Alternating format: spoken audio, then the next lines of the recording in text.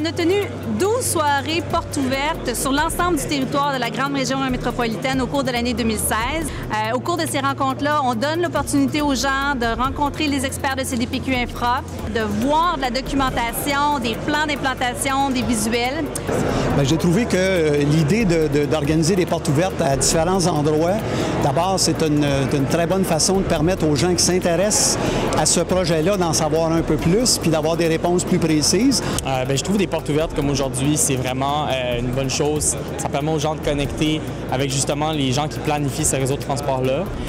J'étais venu à la première séance, j'avais trouvé ça très bien. Là, c'est encore mieux. On voit vraiment comment les plans vont être développés une par une et on voit les coupes, c'est très détaillé, il y a beaucoup d'informations. Je trouve déjà que c'est extrêmement bien organisé. On est libre de se balader suivant les questions qu'on a. Ça nous donne la chance de donner notre opinion aussi, des suggestions et puis c'est un processus de démocratie, de consultation populaire, c'est vraiment très, très nécessaire. Moi, j'ai trouvé des réponses à des questions que j'aurais probablement pas pensé qu'on avait déjà des réponses à ce stade-ci du projet.